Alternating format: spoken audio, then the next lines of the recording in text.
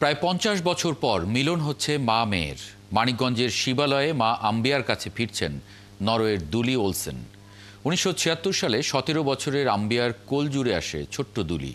কিন্তু সন্তানের ভরণ পোষণ করতে না পেরে ১ বছর বয়সী দুলিকে দত্তক দেন অসহায় মা আম্বিয়া। সেই দুলির ঠাঁই হয় নরওয়ের একটি পরিবারে। আর তার পাঠানো তথ্যে তার মাকে খোঁজার কাজ শুরু করে ৭১। বাকি গল্প শাহনাজ শারমিনের প্রতিবেদনে।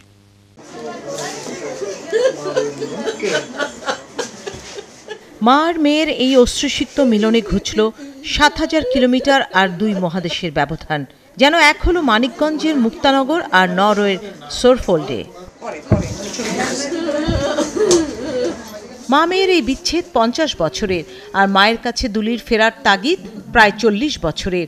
সময়ের সব হিসেব মুছে মা আম্বিয়ার কোলে ফিরল মেয়ে দুলি। জন্মের পর নানি যার নাম দিয়েছিল সুফি। মা মেয়ের এই মিলনে ৭১ গ্রামবাসী ও আত্মীয়রা। এই গল্পের শুরু ৭৬ সালে। সে বছর ১৭ বছরের কিশোরী আম্বিয়ার কোল জুড়ে আসে ছোট্ট দুলি। তার জন্মের কয়েক মাস পরই স্ত্রী আম্বিয়াকে ত্যাগ করেন বাবা শীতল ব্যাপারী। অসহায় আম্বিয়া সন্তানের ভরণ পোষণ করতে না পেরে ১ বছরের দুলিকে বিনা শর্তে দিয়ে আসেন সমাজসেবা অধিদপ্তরের শিশু দত্তক হোমে। সেখান থেকে দুলির ঠাঁই হয় নরওয়ে নিঃসন্তান দম্পতি ক্লোসেনের পরিবারে। ৭৭ সালে নভেম্বর মাসে নরওয়ে চলে যায় ছোট্ট দুলি। তখন তার নাম হয় হান্না দুলি ক্লোসেন। নরওয়ের কৃষিবিদ বাবা আর স্কুল শিক্ষিকা মার ঘরে ব্রাজিল ও ভারতের আরও ৩ জন দত্তক সন্তান সহ দুলি বেড়ে ওঠে। পড়াশোনা নরওয়ের ছোট্ট গ্রাম ভেস্টোরালেনের বোতে। দুলি বলছিলেন তার শৈশব কেটেছে একাকিত্বে। সবসময় সে হারিয়ে যাওয়া কিছুর জন্য আকুল ছিল, যা সে জানত না। কিন্তু বাংলাদেশের মায়ের কোনো হদিসও তার কাছে ছিল না। Now I'm feeling relieved. আমি একটু বড় হওয়ার পর থেকেই শূন্যতা অনুভব করি সব সময়। তখন থেকেই আমার মায়ের খোঁজ করতে চাই, কিন্তু দত্তকের কোনো কাগজ আমার কাছে ছিল না। এলিজাবেথের মাধ্যমে বাংলাদেশে ৭১ টিভির সাথে যোগাযোগ। তারপর থেকে অপেক্ষা দারুণভাবে। দুলি শুধু জানতো মায়ের নাম আম্বিয়া, বাবা শীতল ব্যাপারী, জন্ম বাংলাদেশে। আরেক বাংলাদেশি দত্তক কন্যা এলিজাবেথের মাধ্যমে ৭১-এর সাথে যোগাযোগ করেন দুলি। সেই এলিজাবেথ মাদারীপুরে তার মায়ের সন্ধান পেয়েছে ৭১ টিভির সহায়তায়। দুলির মায়ের সন্ধানে কাজ শুরু করে ৭১ সমাজসেবা অধিদপ্তর হয়ে পদ্মার পাড়ের মানিকগঞ্জ। কিন্তু পদ্মার ভাঙ্গনে বিলীন হয়েছে কদমতলী নামের সেই গ্রাম অনেক আগেই। থমকে যায় অনুসন্ধান। এরপর ৭১-এর সাথে যুক্ত হন স্থানীয় চিকিৎসক ও শিক্ষকরা। সবার চেষ্টায় মেলে দুলির মা আম্বিয়ার খোঁজ। ওনাদের অনেক খোঁজাখুঁজির পরে আইডেন্টিফাই করা গেছে এবং ওই গ্রাম থেকে তার পরবর্তী গ্রামে তার অবস্থান করেন। আমার স্কুলের একটা ছাত্রী, ওর হলো দাদি, ওনার আবার মনে হয় আত্মীয়। ওনার কাছ থেকে আমি তথ্যটা পাইছি যে মাচান গ্রামে আছে। দুলির ফিরে আসায় খুশির বন্যা বইছে তার নিকটজনদের কাছে। কারণ আমরা তো কখনো ভাবি নাই যে এটার ফিরে পাবো, আর এর বিষয়ে আমরা জানতামও না।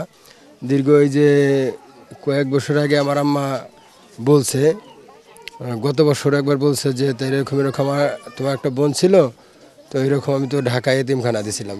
অনেক বেশি ভালো লাগছে। তো আমরা কখনোই চিন্তা করতে পারিনি যে এরকমভাবে একটা মিরাকেল হবে। ঘরের মেয়ে ফিরে আসায় দারুণ খুশি গ্রামবাসীরাও। এরকম একটা দৃষ্টান্ত দেখতে পেলাম, যেটা দীর্ঘদিন যাবৎ, প্রায় দীর্ঘ ৪০ থেকে ৫০ বছরের একটা গ্যাপ, তার মাকে তিনি ফিরে পেয়েছেন। মা মেয়ের সাথে অনেক দীর্ঘদিন পর সাক্ষাৎ, আমাদের খুব ভালো লাগছে। আমরা যথেষ্ট চেষ্টা করছি সন্ধান দেওয়ার জন্য। ৫০ বছরের শেষ মেয়ে তার মাকে কাছে পেয়েছে, এর জন্য আমি খুব গর্বিত। বাংলাদেশের মানুষের সহায়তায় মাকে ফিরে পেয়ে সবার প্রতি কৃতজ্ঞ দুলি। এদেশের মানুষ দারুণ আন্তরিক, আমার মায়ের মতোই সুন্দর। ৭১ টিভি সহ এই এলাকার সব মানুষের কাছে আমার কৃতজ্ঞতা আর ভালোবাসা। তারা আমাকে মূল্যবান কিছু খুঁজে দিল। ভালোবাসি মা। আর মা বলছিলেন খাবার অভাবে অসুস্থ হয়ে যাওয়া মেয়েটি বেঁচে থাক, এই ভাবনা থেকেই তাকে দত্তক দেন তিনি। তুইও বাঁচবি, ও বাঁচবো, তাহলে মনে এতিমখানা দিয়ে দে।